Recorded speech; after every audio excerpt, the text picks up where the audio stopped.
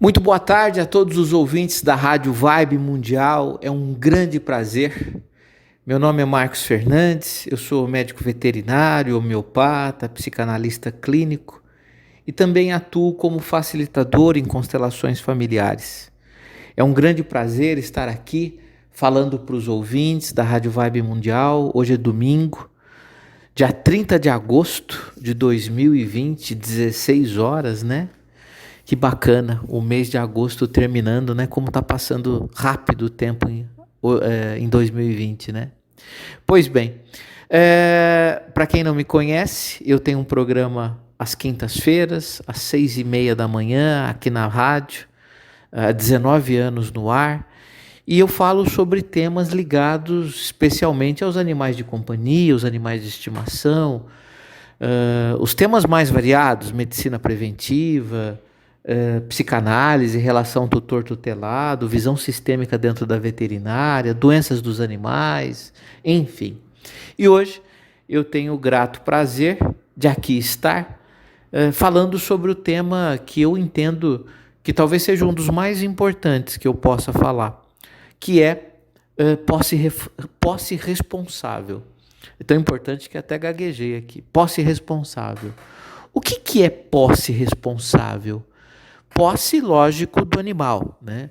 Tutor você que é a quem tutela alguém chamado animal, que é um tutelado. Então, a primeira coisa é essa questão de dono, né? O proprietário, né? Eu sou dono do meu cachorro. Eu sou proprietário do meu cachorro. De fato, você é dono mesmo, é proprietário. Mas de alguns anos para cá, nós mudamos essa terminologia e passamos a chamar o dono ou proprietário de tutor. Por que tutor? Porque ao longo dos últimos 10 anos, 15 anos, surgiram na ciência uma série de trabalhos que comprovam que os animais são seres sencientes. Seres sencientes significa que são seres que têm dor de alma, ou seja, que têm uma alma. Os animais têm alma, né? Por que você sabe? Você pode perguntar, doutor Marcos, por que o senhor sabe? Como é que o senhor sabe que o animal tem alma? Pois bem, foi comprovado que o animal tem sentimentos, emoções de alma, tais como tristeza, angústia e saudade. Isso faz com que a gente passe a olhar o animal com outro olhar, com outros olhos. O animal não é mais aquele cachorro que fica preso no quintal o dia todo, que tem lá uma lata de água para ele beber, uma vasilha de comida, ou seja, de ração, que você vai, coloca uma vez ao dia e depois vai fazer seus afazeres e passa a não ter mais contato com o animal, enfim. Hoje é uma outra realidade e não há quem discorde disso. A grande maioria dos animais de companhia, né, como nós chamamos, os cães e gatos, especialmente nos grandes centros urbanos, eles têm uma vida de gente, né? Eles frequentam shopping, eles vão em restaurante, né? Eles passeiam de carro, eles vão a diversos lugares, frequentam hotéis, frequentam pousadas, viajam, andam de avião. Hoje os animais eles têm uma outra relação com os tutores, isso é inegável. Muito bem, e com isso faz com que a gente olhe muito como um tutor mesmo, né? Eu não posso ser dono de alguém que tem alma, porque quando eu digo meu, ele é meu, eu sou dono dele, eu estou equiparando ele a meu carro, a minha casa, né? Ao meu celular. Então, meu celular, minha casa, meu carro. Meu aí entra muito como um pronome possessivo, né? E quem tem alma? Eu não posso ser dono. Ele é livre, né? Então eu chamo de tutor. Assim são os filhos da gente também, né? Então as pessoas às vezes usam muito essa questão, meu filho, né? Minha esposa, meu marido, né? Então é muita posse. E, portanto, a palavra tutor cai melhor. Porque, na verdade, é isso mesmo. A gente tutela o filho da gente, né? A gente não é dono do filho da gente. Ele é um tutelado, né? Por direito é assim também, né? Então, o direito vê o pai como um tutor, né? o animal também, como um tutor, embora no direito ainda o animal é considerado coisa, objeto, né? Mas isso está mudando, em muitos países não é assim mais. Na França, por exemplo, não é. Né? Então, por que posse responsável? Porque quando a gente tem um animal, nós temos que ter responsabilidade. Alguém pode dizer, mas isso é óbvio, né, doutor Marcos? Não, não é tão óbvio assim. No dia a dia, o que a gente vê cada vez menos, mas vê, é posse irresponsável do animal. Como assim? É simples. Você deixa o seu animal solto na rua? Você não aprisiona ele dentro de casa? Você possibilita que ele cruze na rua? Que ele ingira veneno? Que ele participe de um acidente de trânsito? Que ele possa agredir alguém na rua? Que ele possa transmitir uma doença para outros animais? Enfim, se você permite que o seu animal saia de casa, por exemplo, você é irresponsável em relação à posse desse mesmo animal. Né? Porque você está expondo ele a riscos, está expondo outros animais a riscos e está expondo os munícipes, a população, a riscos também. Né? Então o animal ele tem que ficar preso. Pois bem, o meu cachorro fica preso o dia todo, eu só tenho um cachorro, não tem fêmea, não tem possibilidade de uma gravidez indesejável. Perfeito, não precisa castrar. Mas no quintal de casa eu tenho um gato e ele não é castrado e de vez em quando vem um outro gato visitá-lo. Precisa castrar. Porque se você não castrar esse animal, você é um irresponsável também. Você não está exercendo a posse responsável desse animal. Outros exemplos. Você vacina o seu cachorro? Mas não é só contra a raiva que tem que vacinar. É contra todas as outras viroses que acometem os cães e gatos. Você vacina anualmente o seu animal? Não, não vacino. Eu vacino a cada 3 anos. Faz 8 anos que eu não vacino o meu cachorro. Então, você também é um irresponsável. Não é verdade? Você não exerce a posse responsável do seu animal. É como o meu filho, né? É como o nosso filho, os nossos filhos. Você cuida dos seus filhos? Lógico que eu cuido, doutor. É mesmo? Então tá bom. Então você tem que cuidar do cachorro também. Então você leva o seu filho para vacinar? Ótimo. Então você cuida do seu filho. Você leva o teu cachorro para vacinar? Não. Então você não cuida do seu cachorro. Tá? Então, inclusive, por muitos anos, né, eu tive clínica, ainda tenho, né? Mas hoje eu atendo mais, hoje eu dou mais aula, atendo cada vez menos.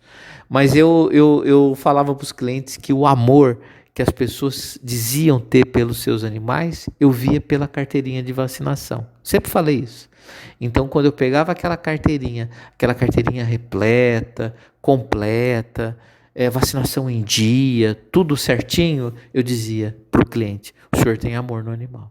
Agora, quando eu pegava um cachorro doente, quando eu pegava um animal que o proprietário não sabia onde estava a carteirinha, perdeu a carteirinha, esqueceu a carteirinha, ou a carteirinha de vacinação de 10 anos atrás, eu dizia, olha, eu costumo dizer o quanto a pessoa gosta do animal pela carteirinha, né? Eu falava só isso para a pessoa, né? E sem culpá-la, sem agredi-la, falava com amor, até num tom irônico, né? Segundo Freud, né, a gente brincando pode dizer tudo, inclusive a verdade, né?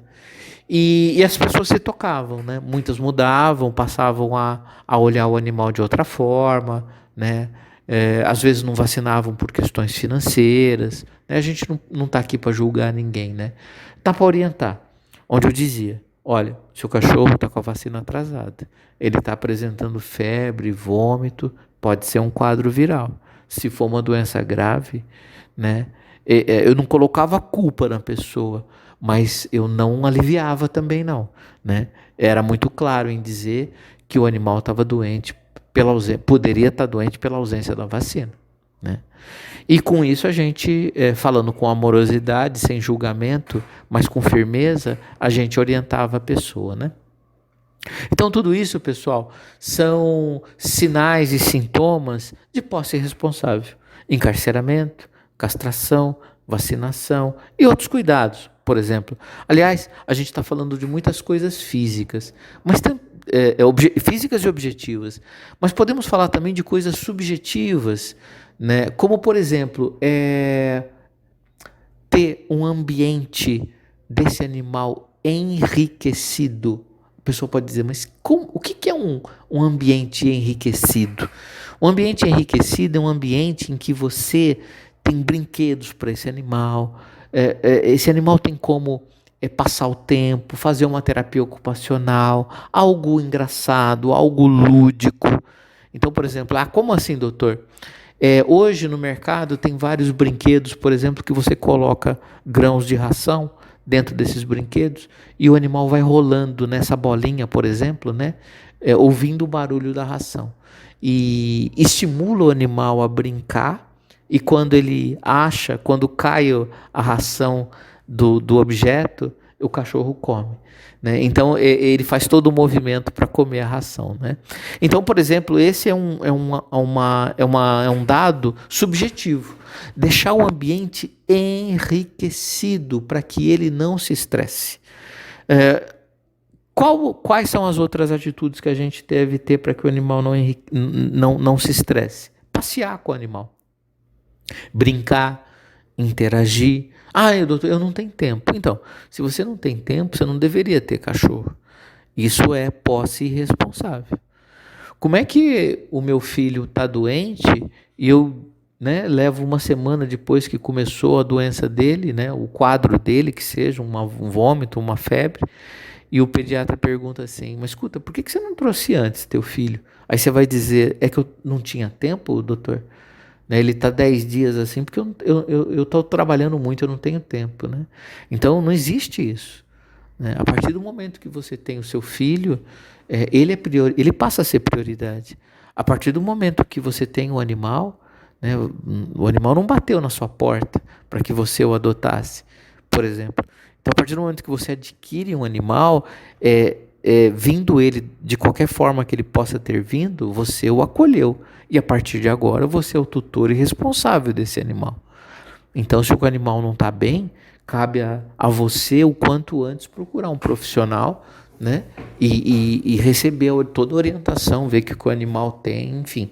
Do contrário, se você não faz isso, você também é um irresponsável do ponto de vista da tutela desse animal, né?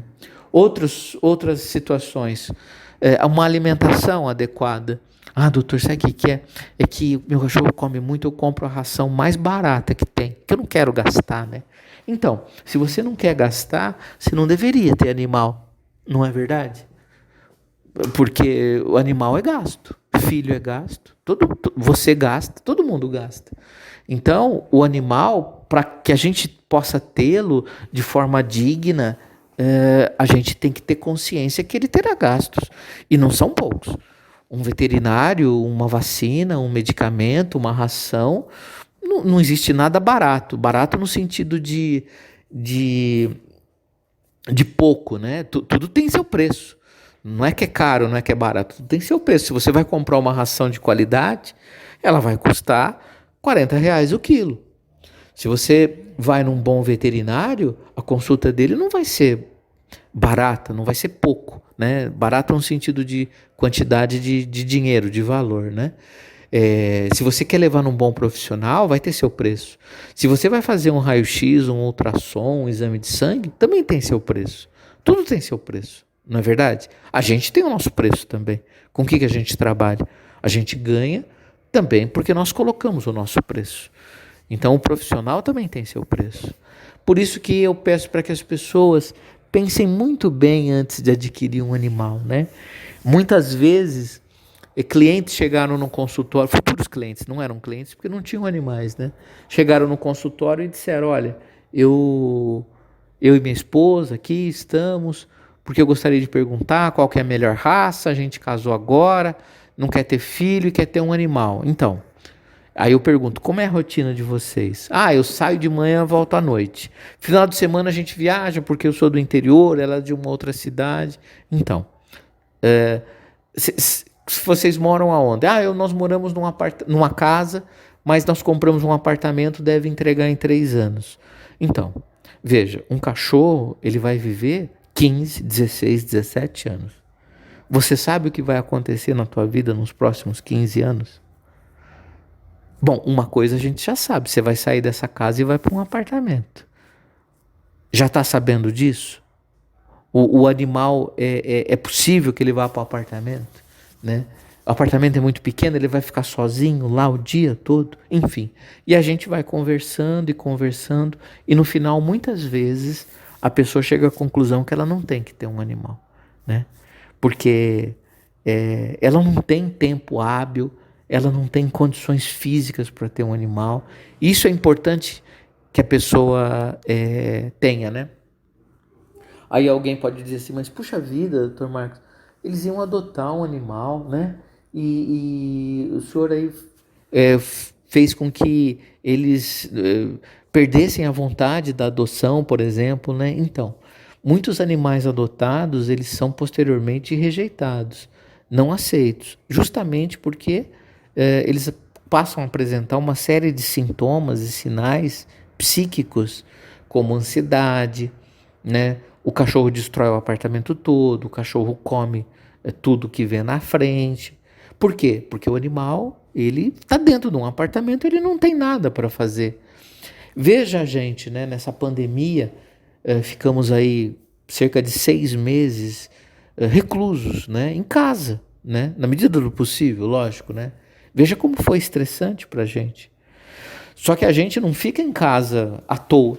O cachorro fica, ele não tem o que fazer. O gato fica, ele não tem o que fazer. Né? A gente ainda ficou trabalhando e levou... Né? Eu, por exemplo, sou professor, passei a dar todas as minhas aulas online. Né? Tive muito trabalho, tenho muito trabalho. Né? Inclusive, eu trabalhei mais que fora da pandemia. Só que trabalhei em casa. Né? E o animal? O animal tem Netflix, o animal tem som, o animal tem TV, o animal tem internet, Wi-Fi. Não, nada disso para ele diz algo, né? Então ele fica o tempo todo parado, fechado, sem nada para fazer. E com isso você tem quadros de ansiedade, quadros de estresse, quadros de depressão.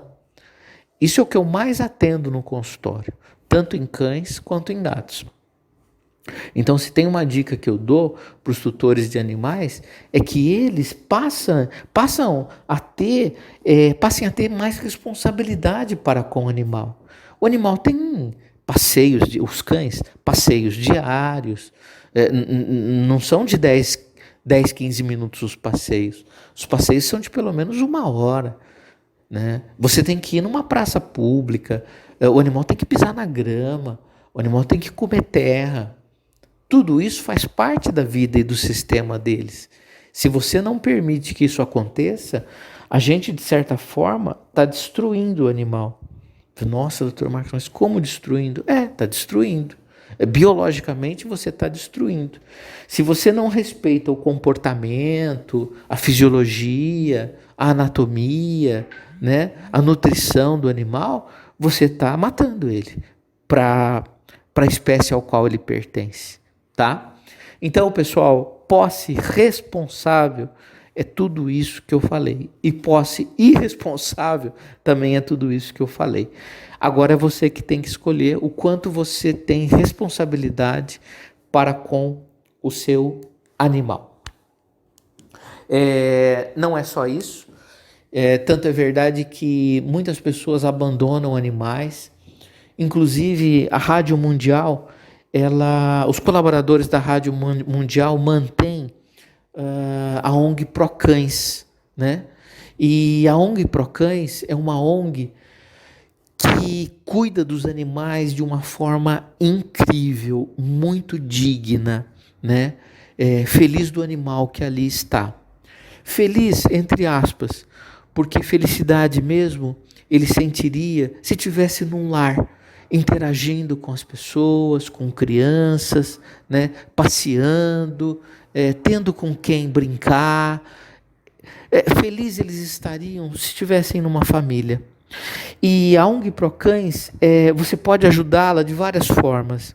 Às vezes a pessoa quer um animal, ótimo, quero adotar um animal. Então vai, escolhe o animal, né? Você pode inclusive escolher pelo site, dar uma olhada antes.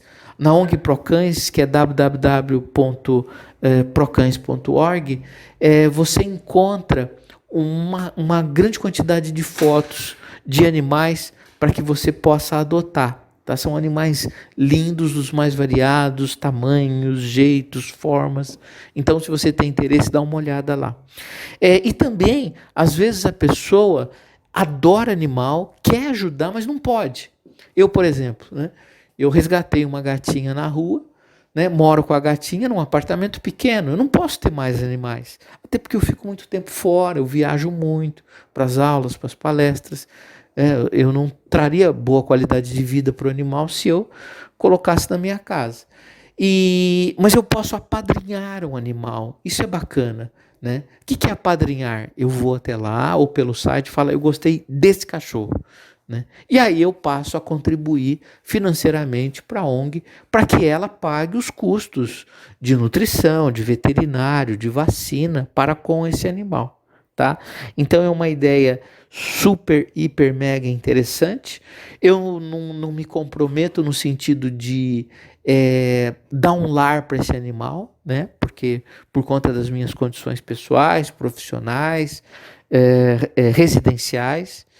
No entanto, eu acolho o animal, eu mantenho ele lá, né? O que não é o ideal, mas é o possível. E passo a sustentar esse animal financeiramente, e isso ajuda demais a ONG, porque aí ela pode, inclusive, tratar de outros animais, né? Obviamente. Então, tudo tem uma questão de recursos, eles são limitados. Como é que a gente pode melhorar essa condição? Tendo menos animais, a ONG. Mas como tendo menos animais, se o que as pessoas muitas vezes mais fazem é abandonar animais de rua?